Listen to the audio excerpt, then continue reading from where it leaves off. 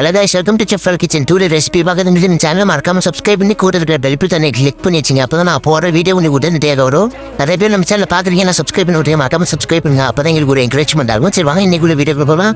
இன்றைக்கி ஒரு 10 பேரை ஒரு 100 பேருக்கு கடாய் சிக்கனை வந்து எப்படி செய்யறதுன்னு பார்க்க போகலாம். ஃபஸ்ட்டு சிக்கன் வித் போனு அது 25 kg எடுத்துங்க. ஆனியன் 7.5 kg எடுத்துங்க. டொமேட்டோ 7.5 kg எடுத்துங்க. கேப்சிகம் ஒரு 5 kg எடுத்துங்க. சிஞ்சர் கார்லிக் பேஸ்ட் ஒரு 1.5 kg எடுத்துங்க. கிரீன் சில்லி ஒரு 100 நம்பர் வரை எடுத்துங்க. கறி லீஃப்ஸ் ஒரு 30 பிரான்ச் வரை எடுத்துங்க. கொரண்டல் லீஃப்ஸ் வந்து 20 பிரான்ச் வரை எடுத்துங்க.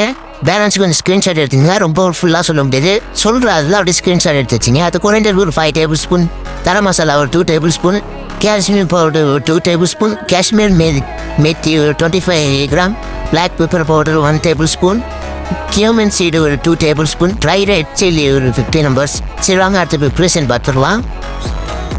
நீங்கள் கமெண்ட் பண்ணுங்க, இன்க்ரீடியன்ஸும் கமெண்ட் பண்ணுங்க. இந்த மசாலாவுக்குள்ள அளவு நான் வந்து உங்களுக்கு கமெண்ட் பண்ணுறேன், டிஎம் பண்ணுறேன். ஓகே, இதை நல்லா ஃப்ரை பண்ணி ரோஸ்ட் பண்ணி ட்ரை ரோஸ்ட் பண்ணி லைட்டாக குடன்னு அரைச்சி தனியாக எடுத்து வச்சுங்க. இதான் மெயின், கடாய் மசாலானா இதான் மெயின்.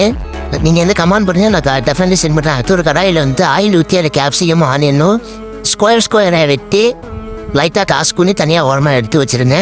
ஏன்னா இதுதான் வந்து ஒரு பர்ஃபெக்ட் டேஸ்ட்டாக க்ரன்ச்சினஸ்ஸாக தெரியும் நம்ம கடிக்கிறப்போ.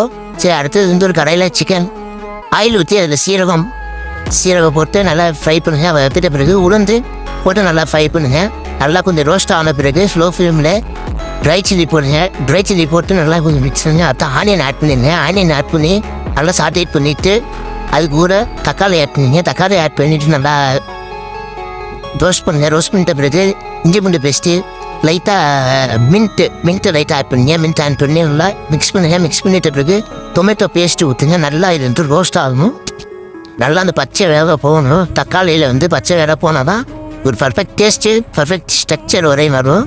அடுத்தது வந்து மசாலா ஆட் பண்ணுங்க. மசாலா நம்ம கொடுத்துருக்கோம், மசாலா ஆட் பண்ணுங்க. நல்லா அந்த பச்சை வடை போகிற அளவுக்கு நல்லா மசாலா இது ஆட் பண்ணி நல்லா டாஸ்க் பண்ணுங்க. டாஸ்க் பண்ணுறது அதில் ரொம்ப மெயினாக ரொம்ப அடிபிடிச்சிடக்கூடாது. லோ ஃப்ளேமில் வச்சு நல்லா டாஸ்க் பண்ணுங்க. டாஸ்க் பண்ணி வந்துட்டு பிறகு ஆயில் தனியாக பிரிஞ்சு வந்துட்ட பிறகு சிக்கன் ஆட் பண்ணுங்க. சிக்கன் ஆட் பண்ணி நல்லா அதே மிக்ஸ் பண்ணுங்கள். தண்ணி ஊற்ற வேண்டாம், தண்ணி ஊற்றினா வந்து இதாகிடும். அதிலே தண்ணி இருக்கும், அதனால் வந்து லைட்டாகவே மிக்ஸ் பண்ணிக்கிட்டே இருங்க. மிக்ஸ் பண்ணிட்ட பிறகு அதை லைட்டாக தயிர் ஆட் பண்ணுங்கள். ஏன்னா தயிர் எதுக்கு ஆட் பண்ணுறோம்னா புளிப்புக்காக கிடையாது. இது வந்து சிக்கன் வந்து நம்ம வந்து ஆயிலில் வந்து நம்ம டாஸ்க் பண்ணுறப்ப ரொம்ப ரஃப்பாகிடு சிக்கனை, அதில் கொஞ்சம் தயிர் ஆட் பண்ணோம்னா கொஞ்சம் சாஃப்டாக இருக்கும் சிக்கன். அதுக்காக தான் நம்ம தயிர் ஆட் பண்ணுறோம். தயிர் ஆட் பண்ணிட்ட பிறகு நம்ம அரைச்சி வச்சுக்கிற கடாய் மசாலா ஆட் பண்ணுங்கள். இது ரொம்ப மெயின் கடாய் மசாலாங்கிறது வந்து. இதோட ஒரு 10 பேருக்கு மட்டும் சாப்பிட்ற மாரி வேணும்னா நம்ம சேனல் ஷார்ட் வீடியோருக்கு போய் பாருங்கள். Okay bye.